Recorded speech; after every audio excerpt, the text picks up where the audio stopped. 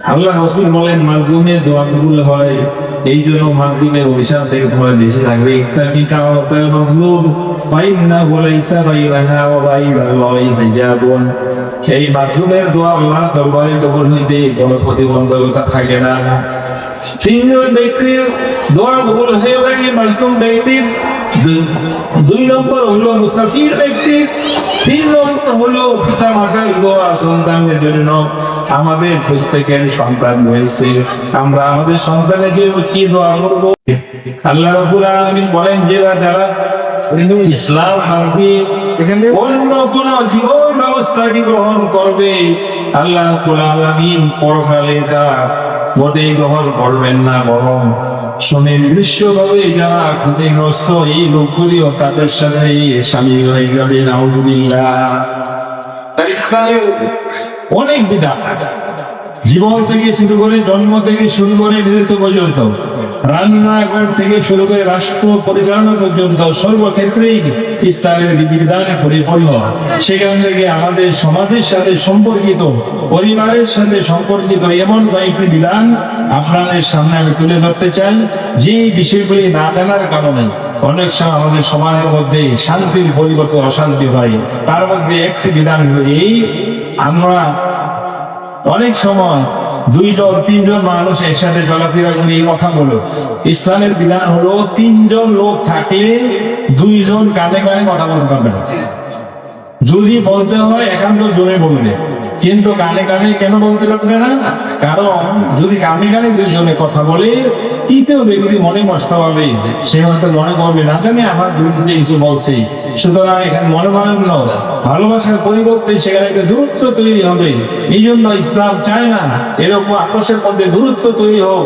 এই জন্য ইসলাম এখানে বিধান নির্ধারণ করে দিয়েছে, তিনজন থাকলে দুইজন কানে কানে কথা নয়, বললে একান্ত জোরে বলতে হবে, কিন্তু কানে কথা বলা যাবে না। হ্যাঁ, তিনের অধিক হলে অসুবিধা হয়। এই জন্য আল্লাহ বলেন ইসলাম, ইসলাম হলো একমাত্র আল্লাহর নিকট মনোনীত জীবন ব্যবস্থা। সুতরাং যে সমাজে, পরিবারের সমাজে আসতে এই নিয়ম চালু থাকবে, সেখানে অশান্তি বিরাজ করবে না।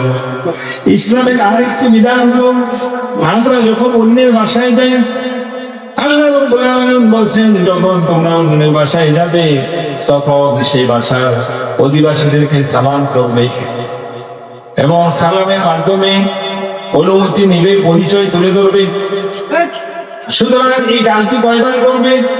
আল্লাহ রাসূল সাল্লাল্লাহু আলাইহি ওয়াসাল্লাম বলে দিয়েছেন, কোন ভাষায় কি এইভাবে সালাম দিতে হবে, আসসালামু আলাইকুম আমি অমুক, আমি অমুককে চাই। একবার বলার পরে যদি সারা পাওয়া না যায়, আরেকবার আসসালামু আলাইকুম আমি অমুক, অমুককে চাই। দুইবার হয়ে গেল, তিন নম্বর হলো আসসালামু আলাইকুম আমি অমুক, আমি অমুককে চাই। আল্লাহ রাসূল সাল্লাল্লাহু আলাইহি ওয়াসাল্লাম বলেন, এইভাবে তিনবার সালামের সাথে পরিচয় তুলে দেওয়ার পরে যদি সারা পাওয়া যায়, তাহলে সেই ভাষা থেকে ফিরে আসতে হবে। সুবহানাল্লাহ। এই বিধান যদি সব জায়গায় প্রয়োগ থাকে, শান্তি থাকবে, অশান্তি হবে না। কিন্তু আমরা কি করি, সারা যখন পাওয়া যাচ্ছে না, প্রয়োজনে দরজা ভাঙা না। একটা মানুষ যাকে আমি চাচ্ছি, সে হবে এগুলোকে প্রস্তুত না, অথবা সে শুনতে পাচ্ছে না, এক কথা টয়লেটে থাকতে পারে, অথবা এমন একটা পরিস্থিতি মুখে হতে পারে, সে এই মুহূর্তে সে সামনে তার পক্ষে সম্ভব না, সারা করে সম্ভব না। সুতরাং এই জন্য ইসলাম বলছে তিনবার পর্যন্ত এইভাবে সালাম পরিচয় দিয়ে অনুমতি চাওয়ার পরে যদি সারা পাওয়া না যায়, তাহলে সেখান থেকে ফিরে আসতে হবে, এখানে আর বাড়াবাড়ি করা যাবে না। এই জন্য আল্লাহ আপনাকে বলছেন ইসলাম, ইসলাম হচ্ছে আল্লাহ সুবহানাহু ওয়া তাআলার নিকট মনোনীত জীবন ব্যবস্থা। সম্মানিত হাজিরিন, আল্লাহ রাব্বুল আলামিন মানুষকে সৃষ্টি করেছেন, এই সৃষ্টির সাথে সাথে মানুষের মধ্যে একটি উপাদান দিয়েছেন, সেটা হলো রাগ। এই রাগকে কন্ট্রোল করতে হবে, সঠিক জায়গায় প্রয়োগ করতে হবে।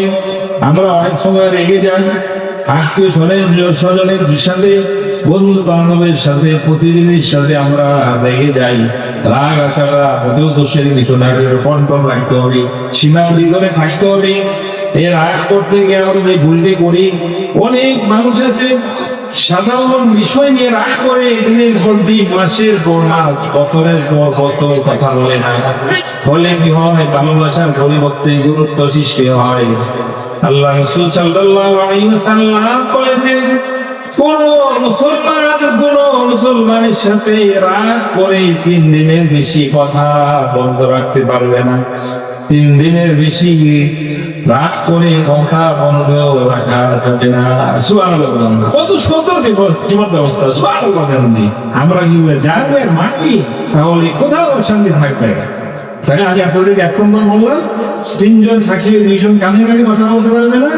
আর কোন বাসায় প্রবেশ করলে সেখানে 3 বার সালাম পরিচয় তুলে ধরে অনুমতি চাইতে হবে, সারা না পাওয়া গেলে ফিরে আসতে হবে। আর বললাম 3 নম্বরে বললাম, 3 জন থাকলে যে আমাদের 3 দিনের বেশি কোন মানুষের সাথে, কোন মুসলমানের সাথে রাগ করে কথা বন্ধ রাখা যাবে না। সুবহানাল্লাহ। 4 নম্বর হলো আল্লাহ রাসূল সাল্লাল্লাহু আলাইহি ওয়াসাল্লাম বলেছেন, যদি কোন মুসলমান প্রত্যেক চন্দ্র মাসের 13, 14, 15 এই 3 দিন যদি রোজা পালন করে, 3 দিনের রোজাকে আইয়ামে বীজের রোজা বলা হয়।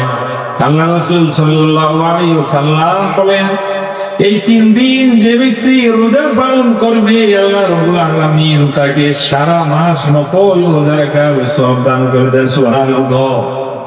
এই জন্য আমরা চন্দ্র মাসে 13, 14, 15 3 দিন রোজা পালন করবো। আল্লাহ রাসূল সাল্লাল্লাহু আলাইহি ওয়াসাল্লাম বলেছেন, 3 ব্যক্তির দোয়া অবশ্যই কবুল হয়ে থাকে, সন্দেহাতীতভাবে কবুল হয়ে থাকে। 1 নম্বর হলো মাজলুম ব্যক্তির দোয়া কবুল হয়। মাজলুম বলা হয় যিনি অন্যায়ভাবে আক্রান্ত, তাকে বলা হয় মাজলুম। সুতরাং যে তার প্রতি জুলুম করে সে হলো জালেম। আল্লাহ রাসূল বলেন, মাজলুমের দোয়া কবুল হয়। এই জন্য মাজলুমের অভিশাপ থেকে তোমার দেশে থাকবে। ইনসানিকা ওয়া কাল মাজলুম ফাইন্নাহু লাইসা বাইনাহা ওয়া বাইনাল্লাহি হিজাবুন। এই মাজলুমের দোয়া আল্লাহর দরবারে কবুল হইতে কোনো প্রতিবন্ধকতা থাকে না। 3 জন ব্যক্তির দোয়া কবুল হয়ে থাকে মাজলুম ব্যক্তির। 2 নম্বর হলো মুসাফির ব্যক্তি। 3 নম্বর হলো পিতা মাতার দোয়া সন্তানের জন্য। আমাদের প্রত্যেকের সন্তান রয়েছে, আমরা আমাদের সন্তানের জন্য কি দোয়া করব? আল্লাহ রাব্বুল আলামিন কোরআনে কারীমের মধ্যে সেই দোয়া আমাদেরকে শিক্ষা দিয়েছেন, রব্বানা হাব লানা মিন আজওয়াজিনা ওয়া যুররিয়্যাতিনা কুররাতা আয়ুনিন ওয়াজআলনা লিল মুত্তাকিনা ইমামা।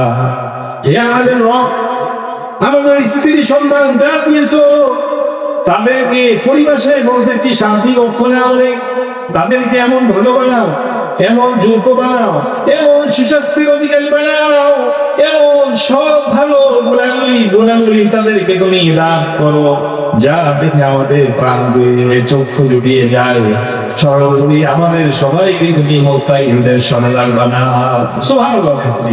আমরা যদি এই দোয়া প্রতিনিয়ত করতে পারি, তাহলে দেখা যায় আমাদের সন্তানগুলা সুস্বাস্থ্যে, সুশিক্ষা, সুন্দর আচরণে এমন ভালো হবে যা সত্যি আমাদের প্রাণ বেরিয়ে যাবে। সুবহানাল্লাহ।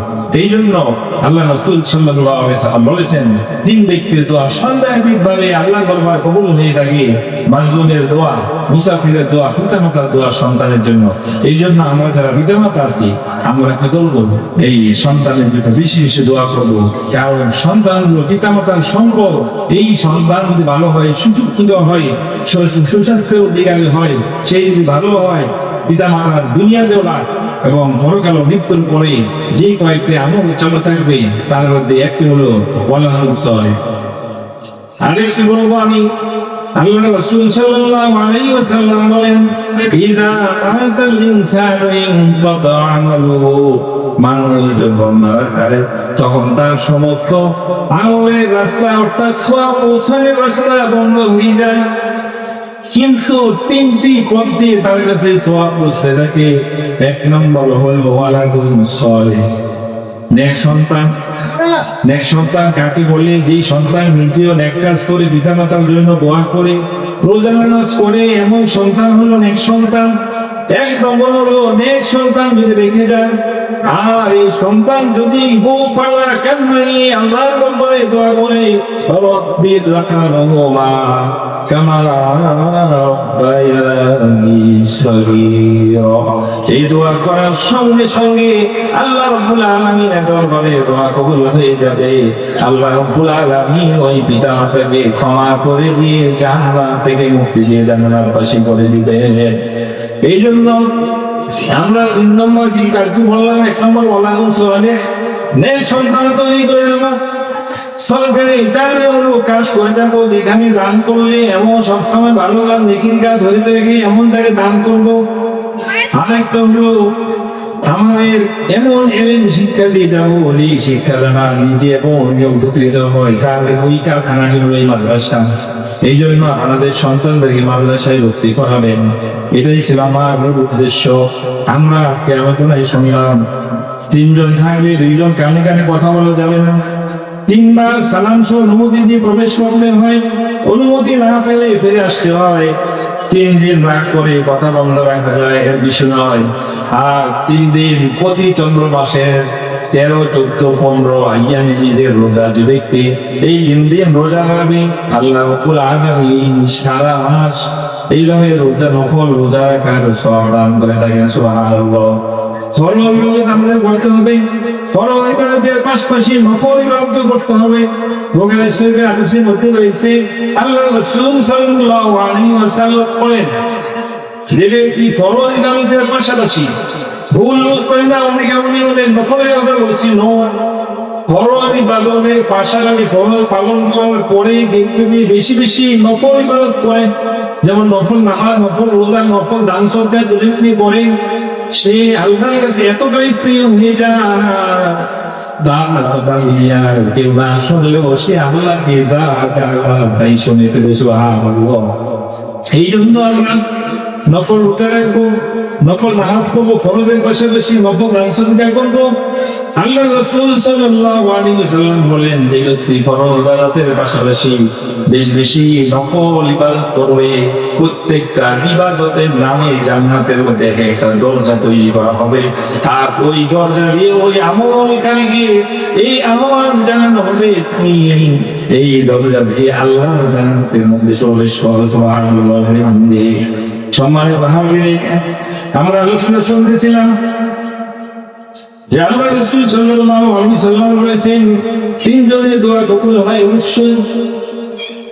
মাজলুমের দোয়া, মুসাফিরের দোয়া, পিতামাতার দোয়া সন্তানের জন্য, এবং সাথে সাথে আমরা আরেকটি বিষয় জানি, সেটা হলো স্বামী ছাড়া কোনো মানুষের মৃত্যুর পরে 3 দিনের বেশি শোক পালন করার বিধান নাই। শোক পালন করতে হবে সর্বোচ্চ 3 দিন, 3 দিনের পর আর শোক পালন করার বিধান নেই। তবে কোন স্ত্রীর স্বামী যদি মারা যায়, তবে করে আল্লাহ তার শরীর ও আস 4 মাস 10 দিন স্ত্রী তার স্বামীর ইন্তেকালের পরে শোক পালন করবে। বাকি দিন স্বামী স্ত্রী ছাড়া, স্বামীর জন্য ছাড়া ওই স্ত্রীটা এটা বাধাগ্রহণ করতে পারবে না। কোথায় 3 দিনের বেশি শোক পালন করার কোনো নিয়ম নেই। সমান আমাকে সুযোগ করে দেওয়ার জন্য আমি কৃতজ্ঞতা প্রকাশ করি। আমি এই মাদ্রাসায় ভাষণ ছাত্র, আমি আপনাকে কথা বলতে পেরে নিজেকে ধন্য মনে করতেছি। আমি ইনডোর ইউনিভার্সিটি সেখান থেকে আপনাদের সামনে একটু বিতরণ করার চেষ্টা করছি, যে সংক্ষিপ্ত আলোচনা করলাম। আমি সেখান থেকে আবার রিপ্লাই করছি যে 3 জন থাকলে 2 জন গাড়ি গাড়ি কথা বলা যাবে না। তারপরে অন্যের বাসায় গেলে সালাম সহ অনুমতি দিয়ে পরিচয় করিয়ে দিলে 3 বার পর্যন্ত অনুমতি নিয়ে সারা বাবা না গেলে সেখান থেকে বিরাজ করে আমরা এটা তুলে করবো।